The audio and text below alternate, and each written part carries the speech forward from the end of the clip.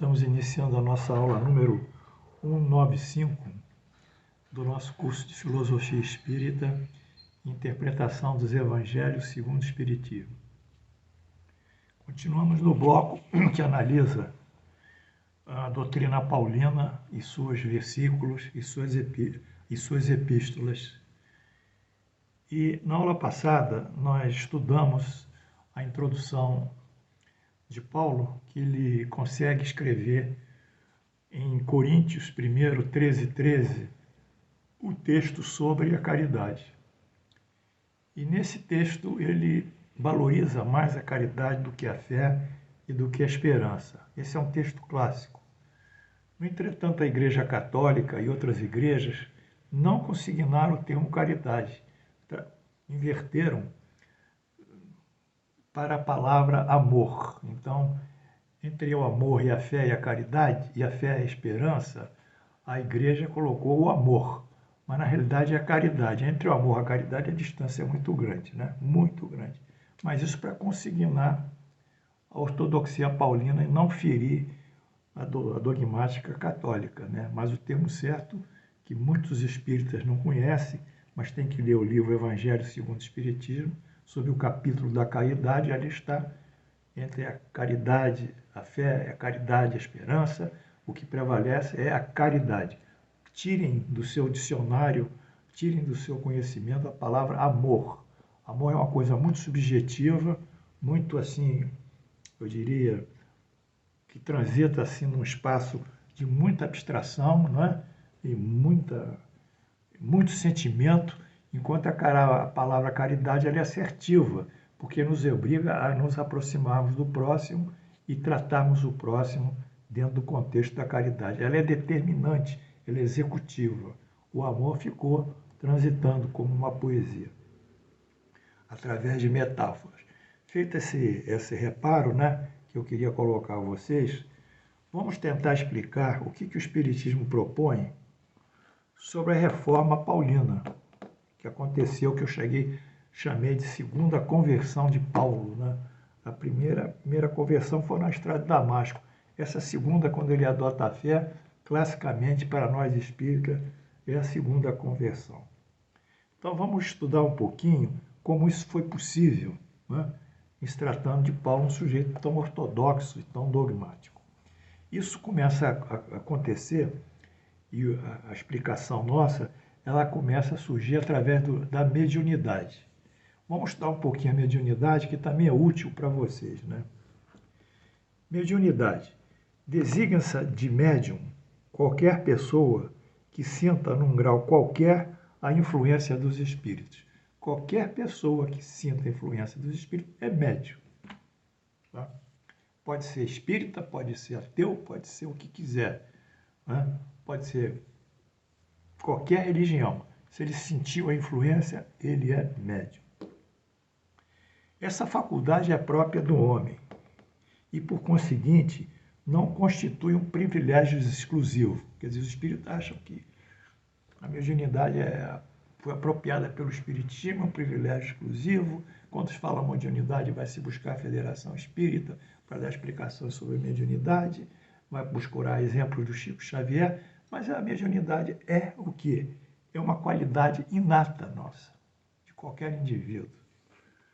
Pode-se dizer, portanto, que todo mundo é mais ou menos médio.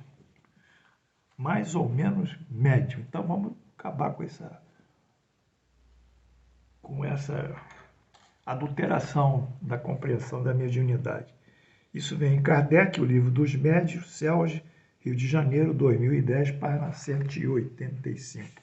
Mediunidade é uma condição de ser influenciado pelos espíritos e, portanto, todos os indivíduos são mais ou menos médios.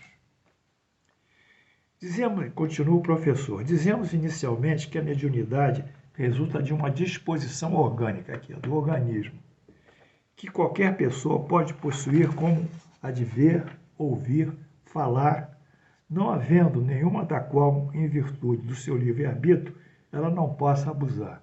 Então, lá Kardec ele faz uma analogia da mediunidade, que é uma condição do nosso organismo, com a capacidade de ver, ouvir, falar. E realmente não há uma pessoa que não possa, às vezes, abusar da visão, da audição, da fala, para lá da maledicência.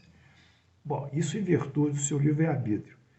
Se Deus tivesse concedido a palavra apenas àqueles que só poderiam dizer coisas boas, haveria muito mais pessoas mudas do que falando. Né? Porque se Deus dissesse assim, só as pessoas boas que podem falar, então a maior parte da humanidade ia ficar muda. Pessoas boas. Deus deu as faculdades aos homens e os deixa livres para usá-las, mas sempre pune os que deram abuso. Kardec, o livro do Segundo Espiritismo, CELT, 2583, 584. Então, o problema não é da mediunidade. O problema é do abuso da mediunidade. O problema não é que a mediunidade é uma coisa que só o espiritismo existe pelo espírito. O problema é que a mediunidade é algo que é igualitária, é para todos.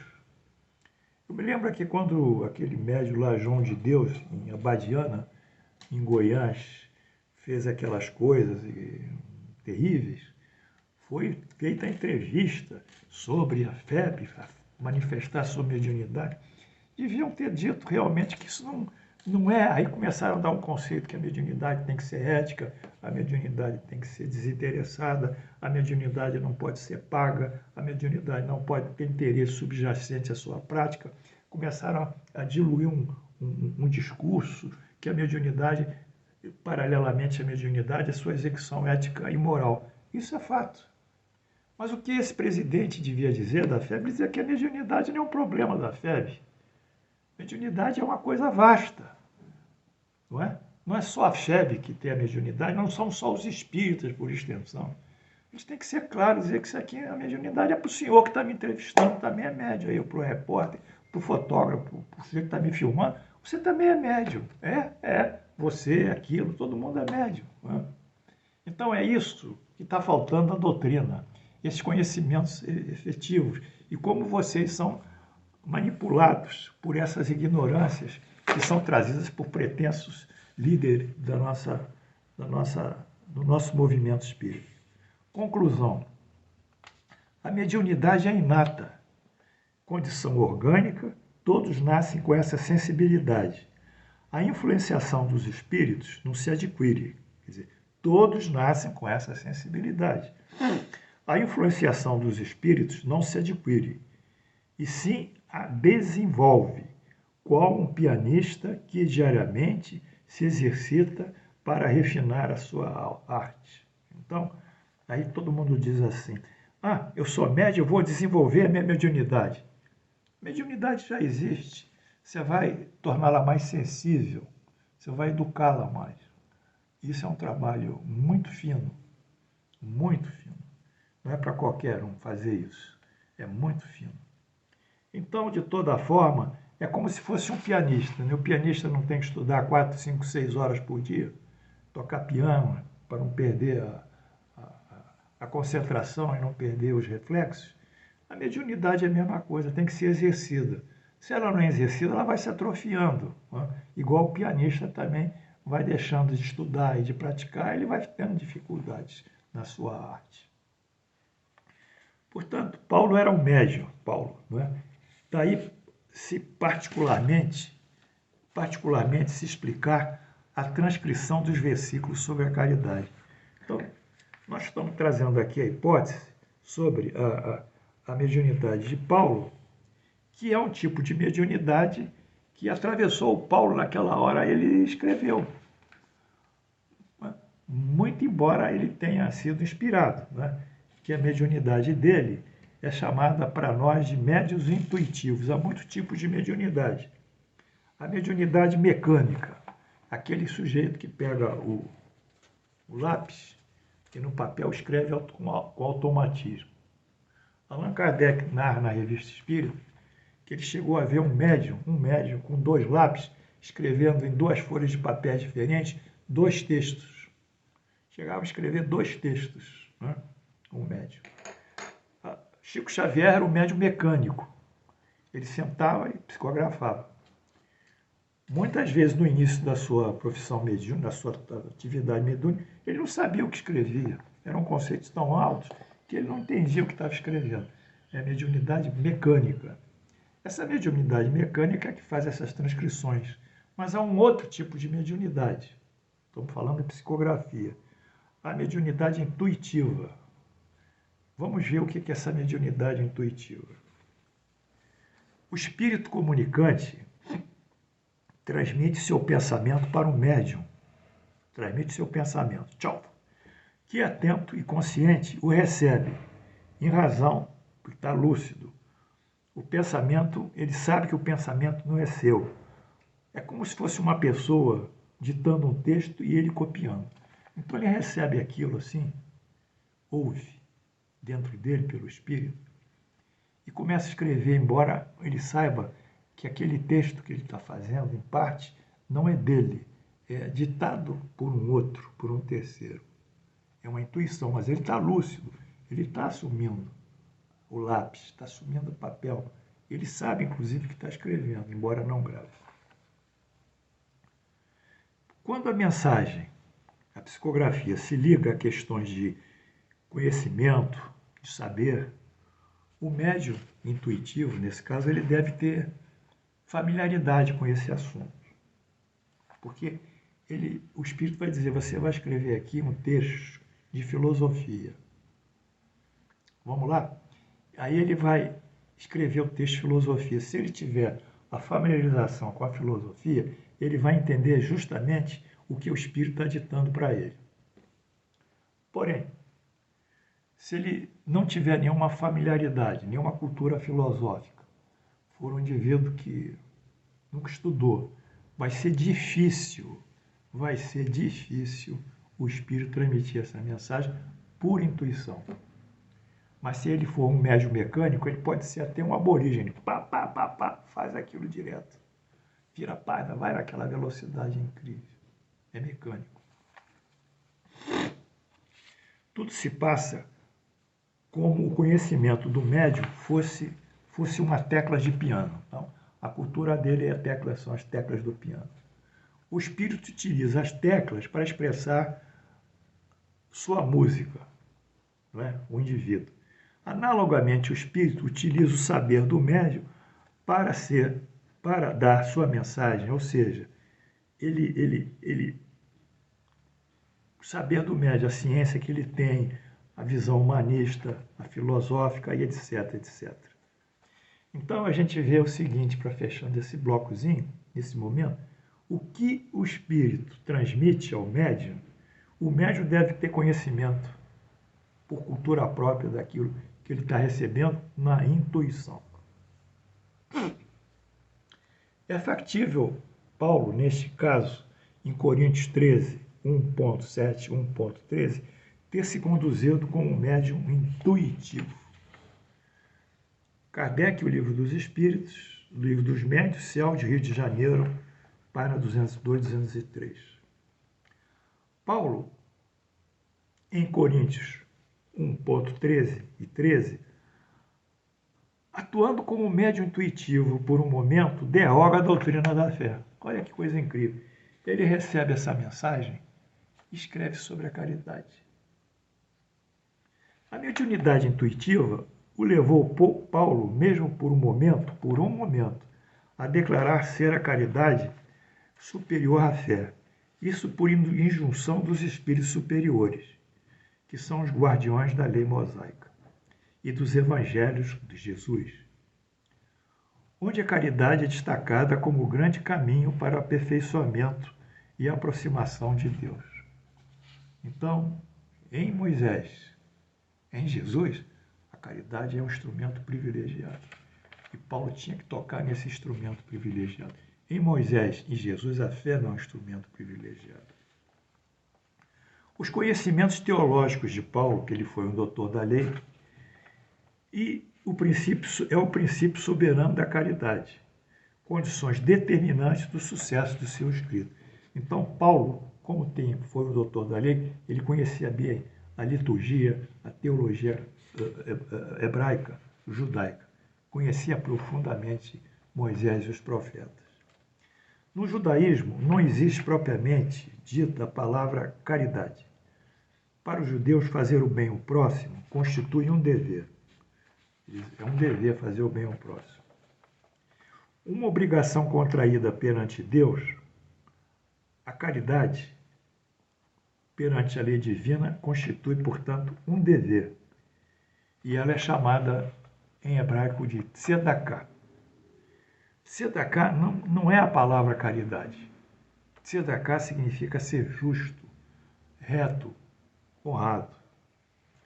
Entre os judeus, os princípios de justiça, a relação com o próximo, se estende para a sociedade, transformando-se em justiça social. Interessante isso, né? Ele vai sair do próximo e vai para o social. Como justiça social, a tzedaká judaica destina-se a prevenir a pobreza e o sofrimento e a dor.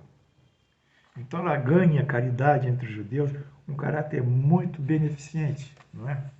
É um caráter de atender às necessidades básicas do indivíduo, como o Estado deveria atender dentro da concepção religiosa judaica, cada indivíduo que segue as leis judaicas, ele tem uma obrigação em atender o próximo dever. É como se fosse um micro-estado. Um micro-estado. Não apenas assiste ao próximo, antecipa-se a condição da sua carência. Então, ele vai antes, a caridade já é preventiva, nesse caso a beneficência. Ele não vai atender o sujeito só que está em carência, em sofrimento, em dor. Ele quer prevenir a carência, o sofrimento e a dor. Em síntese, todo homem deve a Deus ser justo. Eu acho que está certo. E com isso atender seu irmão ao próximo, também está certo. Todo homem deve a Deus ser justo. É um compromisso que nós temos com a lei divina. E aqui está dito pelo sábio, o célebre Rabino Maimônides, essa citação. E quando teu irmão empobrecer e as suas forças decaírem, então sustenta-as, e assim ao estrangeiro e o peregrino, para que viva contigo. E quando teu irmão empobrecer e as suas forças decaírem, sustenta-o. Sustenta-se. Seja estrangeiro para que viva contigo. É um grande princípio da solidariedade. A construção da tzedaká. Nós estamos evoluindo com a tzedaká porque Paulo, já como judeu, praticava a tzedaká. Ela se assenta nos princípios da justiça e no dever. Vamos detalhar melhor. O que é justiça? Qual é a definição de justiça, afinal?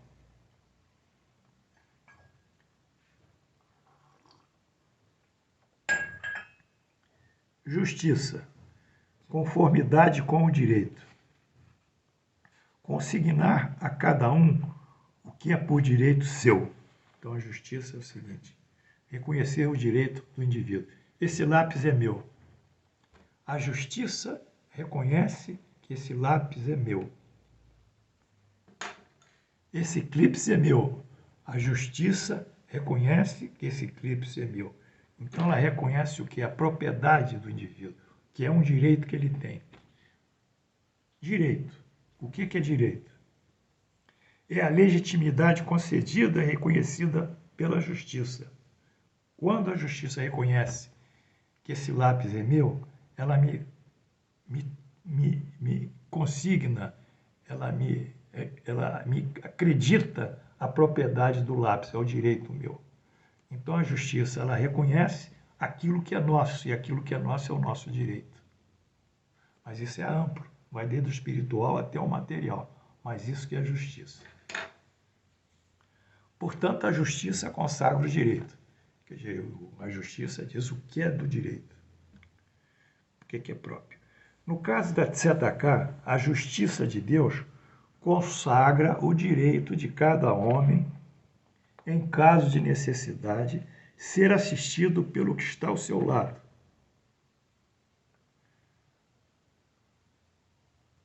coroa o princípio da igualdade perante Deus e realiza assim a caridade.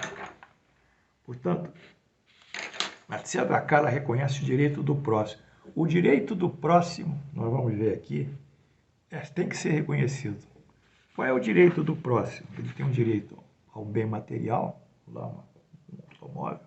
Ele tem um bem moral, quer dizer, a integridade moral dele, o respeito.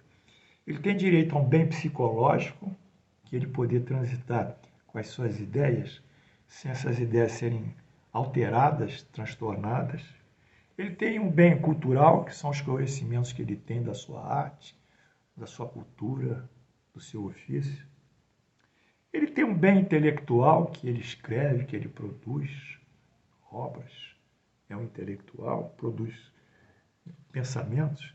Ele tem um direito ao bem da vida, que é o maior de todos, consagrado pelo Espiritismo. Qual o primeiro direito que o homem tem? O bem da vida. Por isso que o Espiritismo não aceita o aborto. Não é a mulher que vai dizer o que ela faz com o corpo dela. Ela pode até dizer o que ela faz com o corpo dela, mas dentro do corpo está um indivíduo diferente dela, que é o feto, que é o embrião. Esse tem vida. Esse não é um ser dela, não pertence ao corpo dela. De tal forma não pertence que um dia, na hora do parto, ele vai sair, vai se separar dela, quando se corta o cordão umbilical. Então, ela não pode matar algo que não é dela. Mesmo que ela matasse a si própria, suicidasse, já estaria cometendo um crime, porque não foi ela que deu a vida a ela, foi Deus. Só Deus é que pode tirá-la. Então, nós vivemos nesse clima hoje de tanta alteração moral e mental. Mas esses são os bens que o homem tem, que são os direitos dele. Então, eu fiz esse gráficozinho aqui, para consagrar essa aula, para vocês copiarem. Aí vamos ver o que fica. Tzedakah, lei da justiça divina. Justiça divina, conformidade com o direito. Conformidade com o direito. Confere a cada um o que é seu. Reconhece a cada um o que é da sua propriedade. Direito é aquilo que é legitimamente reconhecido pela justiça. O que Allan Kardec, o que nosso livro dos Espíritos estabelece como direito? O direito é todo aquele bem adquirido honestamente. Todo homem tem direito a ter uma propriedade, um bem, desde que é adquirido honestamente. Portanto, o direito é a legitimidade da sua propriedade material, moral, psicológica, cultural, intelectual e a vida. Então, esse direito de ser que o indivíduo tem, na provação desses bens aqui, que são do seu direito, o homem tem o dever de repor esse direito, o próximo. Tem que ajudá-lo, na medida. Portanto, esse dever que o homem contrai perante Deus de assistir o próximo é chamado tzedakah.